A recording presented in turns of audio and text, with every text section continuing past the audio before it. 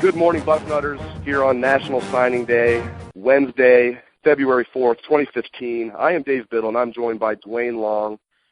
Duane, the topic of conversation today, does there need to be an early signing period in football like there is in basketball? Obviously, basketball has a late signing period just like football does. After the senior season, basketball players can sign after their senior season, but they have the option of signing right before their senior season begins in October. And a lot of people think that there should be a similar system in football. Give the guys an option to sign before their senior season begins. If they want to wait it out till what we currently know as signing day after their senior season, first Wednesday in February, fine. But a lot of people, myself included, think there should be an early signing period just like in basketball. Your thoughts, Duane? I have yet to see an argument that makes sense against an early signing period. I don't get it. Why won't they do it? I understand there's legislation now that's being discussed on an early signing period. It makes no sense that there's one for basketball and there's not one for football. What, did they get so much out of this hype of National Signing Day, something you don't really have with basketball? Has it turned into an event? I don't know what their argument is against early signing period. Look at all the pluses.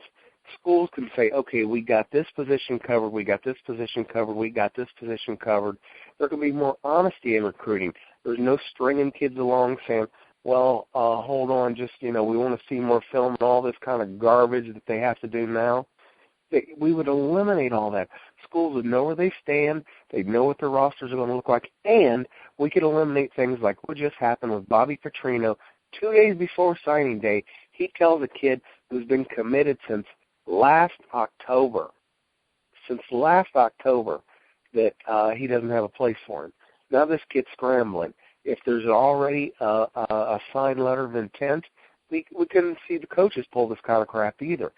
The Southeastern Conference schools may not want this, to be honest with you, because they tell kids all the time right up until signing day that, we don't have room for you. So I really think that it's a two-way street. It helps everyone.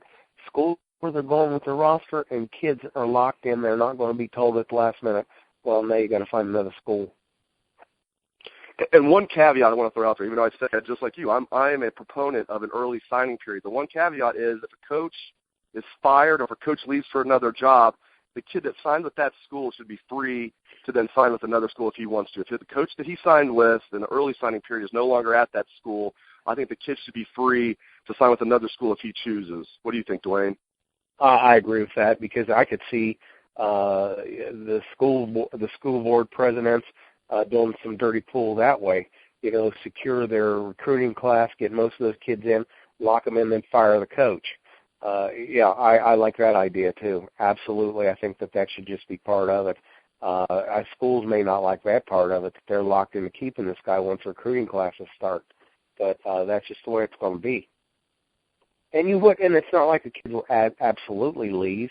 They probably would, but absolutely is not a sure thing. So I like that rule. Yeah, we can work with that. We're recording the show here at 8:30. We just got off the wire that Torrance Gibson has signed with Ohio State, and he had been committed to Ohio State. He still had an announcement on signing day just to keep the drama up. Hey, let these kids have fun. I think he wanted to be a Buckeye all along. It came down to LSU, Auburn, Miami was in the mix, but he wanted to be a Buckeye all along. Torrance Gibson is a Buckeye, and kudos to him because he's going to be in the same class with Joe Burrow, Golden Boy from Ohio, Mr. Football in the state of Ohio, on video game stats. Beyond video, I can't put stats like that up in video games, Duane. So he's going to be in the same class with Joe Burrow. He knows J.T. Barrett's going to be here for 3 more years. Obviously, he's not going to play as a true freshman with Torrance or with Cardale Jones and Braxton Miller back. So kudos to this young man. He wanted to be a Buckeye. He wanted to play for Urban Meyer. The depth chart probably was more enticing at other schools. He would have been closer to home at the other schools that he considered. but he's signed with the Buckeyes. I'm pretty excited about this.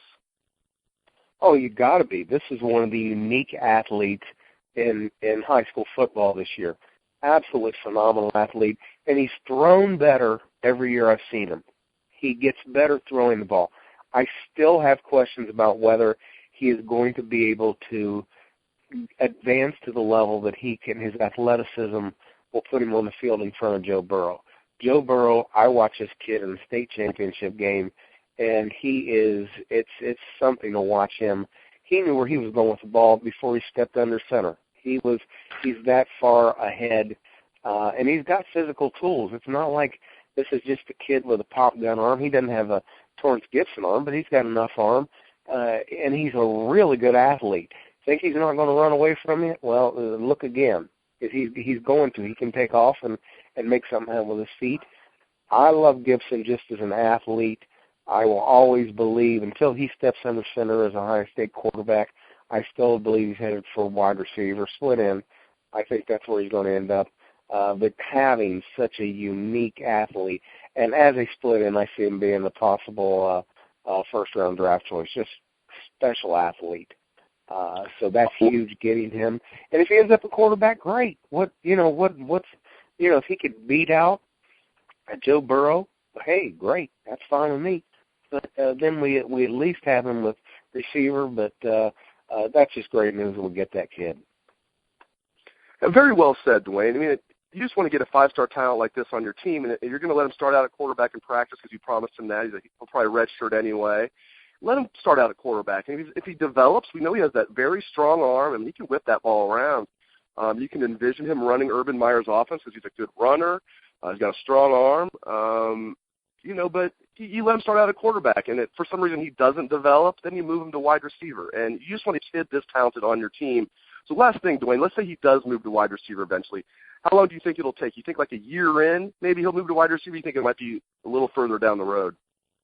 I think we're going to know relatively soon, because you're either advancing or you're not. And if he's not advancing, what's the point?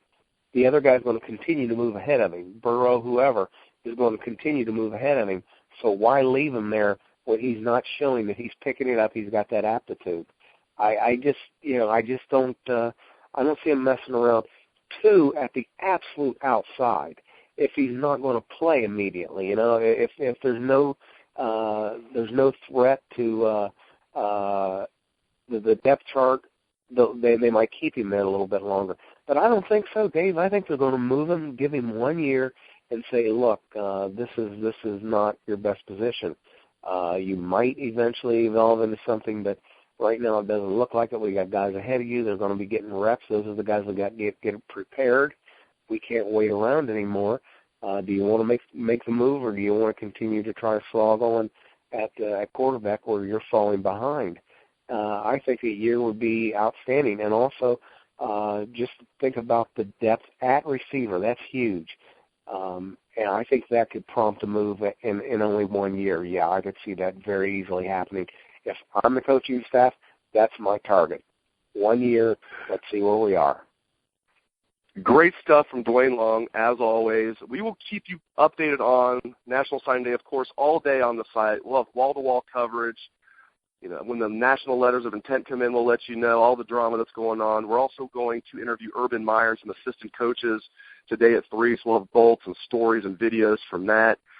We're hearing now that Michael Weber's probably going to flip to Michigan. Steve Wiltfong, National Recruiting Director for 24/7 Sports, has flipped his crystal ball from Ohio State to Michigan for Michael Weber. By the time you hear this show, the Weber decision might be final. But we'll find out later today about Michael Weber, but it's not looking good for Ohio State. Steve Wiltfong says Weber will probably flip to Michigan. Again, thank you to Duane Long. Thank you to all the listeners out there. I hope you have a great day. Take it away, best damn band in the land.